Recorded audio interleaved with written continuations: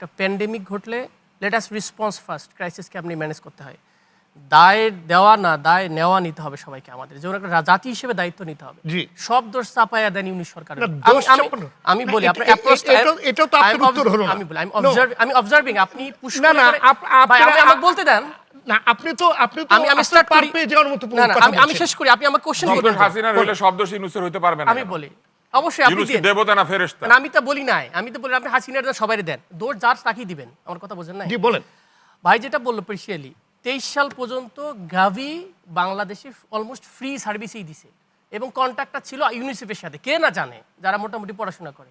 তাহলে 24 সাল থেকে এটা হয়েছে কি, গাভি তার স্টপ করে দিয়েছে 50% সাপোর্ট, 50% সরকারকে দিতে হবে। এই তো ইস্যু আসছে। এখন এই গভর্নমেন্ট 50% নিজের টাকা দিয়ে সে কি ইউনিসেফের কাছে কি কন্ট্রাকচুয়ালি কিনবে নাকি তা আলাদা সোর্সিং করবে?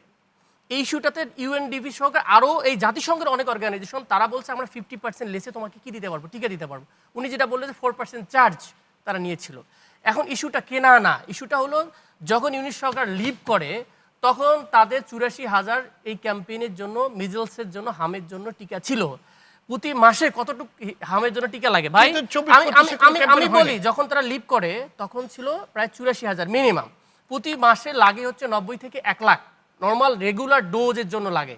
আর স্পেশাল যখন ক্যাম্পেইন করে তখন 20 লাখ কি থাকে, 20-25 লাখ কি থাকে, স্টোরেজ থাকে। ওনারা যখন লিভ করে তখন 20 লাখ স্টোরেজে ছিল। আমি বলি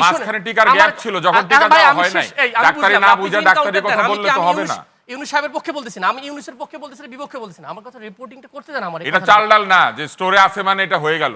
স্টোরে আছে আপনি ইউজ করাটা মেইন ইস্যু। ইস্যুটা হচ্ছে যে আপনি যে সংকটের কথা বলতেছেন আর এই জিনিসটাকে অ্যাড্রেস করেন যে আপনি যে কাউকে দোষ দেওয়ার আগে বলবেন যে আপনি জিনিসটা ছিল কিনা। কখনোই কোনো সময় ইন্ট্রিম বলেন আর সেকেন্ডের সময় যে কোনো সময় বাংলাদেশে টিকার ঘাটতি ছিল না। ছিল। আমি বলি যে আমি রিপোর্ট বলবো তো, আপনি ইউসুফের রিপোর্টেই তো বলতেছি। দাঁড়ান, ইস্যুটা যেটা ছিল 3 বার স্ট্রাইক করছে, যেটা আপনি বললেন যে এই যারা ফিল্ড লেভেলের 20,000 কর্মকর্তা, আপনি রিপোর্ট দেখালেন তো, দেখেন সেপ্টেম্বরের রিপোর্ট দেখেন, সেপ্টেম্বর 25 তারা 3 বার স্ট্রাইক করছে যে আমরা কি করবো না, মাঠ লেভেলে কি দিব না, ক্যাম্পেইন 3 বার স্টপ করেছে।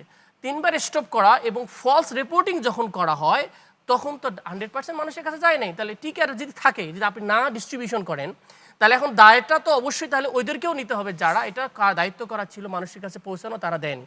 তার মানে সামহাও যে লোকগুলো বিদ্রোহ করছে তাদেরকে, তাদের পক্ষে আপনি না দিয়ে তাদেরকে বলছেন বিপরীত যারা অ্যাডমিনিস্ট্রেশন অবশ্যই দায় আছে, তাদেরকে কেন মেনটেন করতে পারলো না সে জায়গাতেই বললাম। সুতরাং যে জিনিসটা বলার চেষ্টা করা হলো যে টিকার সংকট, এবং লাস্ট পর্যায়ে দেখেন উনি বললেন 1,000 কোটি টাকা, 1,000 কোটি টাকা এই সরকার এসে 6 এপ্রিল ভুল না করে থাকলে ওই 400 কোটি টাকা এতদিন জুলাই এই 6 এপ্রিল বা এই মেয়ের শেষের দিকে এসে এই সরকার 1 মাস 2 মাস পরে এসে স্যাংশনটা ওকে করছে। বুঝতে পারছেন কিনা? তারপরে যদিও অনুমোদন দিচ্ছে ওই সময়, এই আবার ইউনিসেফের কাছে কিন্তু ওই সময় কিনেছে, বলতে সংকটটা এই ঝামেলা জানার পরেও ইউনিসেফের কাছে কিন্তু কেনা হয়েছে, ওটিএম পদ্ধতিতে কেনা হয়নি, বাতিল হয়ে ইউনিসেফের কাছে আবার কেনা হয়েছে এবং সে টাকাটা এই সরকার এসে পেমেন্ট করেছে 400 কোটি টাকা। দেন আবার এক্সট্রা কেনা হয়েছে 600 কোটি টাকা, যেটা রিসেন্টলি আসছে, তারপরে 1,000 কোটি টাকা যেটা ডিরেক্ট কেনা হলো। তার মানে আপনার যেটা যে টিকা সংকটের বয়ানটা দেওয়া হয়েছে it is completely false and wrong. Any definition any facts. এখন যেটা হয়েছে আমি বলি ভাই, এখন যেটা হয়েছে মিসম্যানেজমেন্টকে কোশ্চেন করতে পারেন যে কেন আমার লোকগুলোর কাছে পৌঁছালো না। এখন ন্যাশনাল একটা এন্ডেমিক ঘটেছে, সেটাকে এখন রেসপন্স করবেন কেমন সেটা কোশ্চেন ছিল। সেকেন্ড হলো আমার মেয়ে তো, আমি তো আইসিইউতে, আমি তো জানি আমার হামস, তার হলো 5 মাস বয়সে এটা হয়েছে এবং ঢোকা মাত্র ডাক্তার বলছে তোমার এই ক্যাপসুল আগে 2টা খাও। এখন বলেন এই ক্যাপসুলের ঘাটতি ছিল, যেটা আমি দেখলাম জানুয়ারি মাসে একটা চিঠি দিছে এমএসডি বরাবর, সিএসডি বা এমএসডি যেটা বরাবর, যে ইমিডিয়েটলি আমাদের কাছে কনসার্ন এসেছে ইমিডিয়েটলি ক্যাম্পেইন করার জন্য কেনা হোক। এটা হচ্ছে জানুয়ারিতে। ফেব্রুয়ারি 12 তারিখে 13 তারিখে আপনার কনসার্ন দিছে কে? আপনি ইউনিসেফ কি কনসার্ন দিছে যে এটা সামনে যখন আপনার করবেন তার একটা সংকট পড়তে পারে, যখন অ্যাজ ইউজুয়াল নর্মাল মাসে যেটা লাগে সেটা হয়তো শর্ট পড়তে পারে, আপনার দ্রুত ব্যবস্থা নেন। তার মানে ফেব্রুয়ারি দিছে, মে, আপনি তো সেটা 11 তারিখ দিচ্ছেন, 12 তারিখ ইলেকশন বা 13 তারিখ ইলেকশন, আপনি বলতেছেন যে তার মানে এই জিনিসটা দায় চাপানো কোনো পক্ষে বিপক্ষে আমি না। ডেফিনেটলি আমার 409 জন যদি সরকারি হিসাবে মারা যায়, আমি মনে করবো এটার মিনিমাম আরও 100-200 বেশি মারা গিয়েছে আনরিপোর্টেড, যেগুলো হয়তো উপসর্গ নিয়ে মারা হসপিটাল যাইতে পারে নাই। তার মানে বাংলাদেশের একটা 500,000 লোক আরও সামনে কয়েকজন, আমাদের বলতেছে আমাদের স্বাস্থ্যমন্ত্রী বলছে আরও 4 উইকস লাগবে কন্ট্রোল করার জন্য। তার মানে something going to big happen. এখন আসেন এটা কীভাবে মেজারমেন্ট করবেন সেটা নিয়ে আমাদের কথা বলা দরকার ছিল। ন্যাশনাল একটা এন্ডেমিক ঘোষণা করে টিম রেসপন্স করে কোন কোন জায়গায় এডিশনালি সাপোর্টিভ লাগে, এটা দেখলাম যে মেইনলি সাপোর্টিভ অক্সিজেন যে আইসিইউ, এগুলো সাপোর্ট দিলে বাচ্চাগুলোকে আমরা সেভ করতে পারবো। সেটা কি আমাদের আসলে ক্যাপাসিটি আছে? আপনি বলেন একটা জিনিস ঘটে গেছে এখন সারা দেশে আপনার অক্সিজেন সাপোর্ট লাগবে, আইসিইউ সাপোর্ট লাগবে। এটা কত % বাংলাদেশে আছে শিশুদের জন্য আলাদা করে?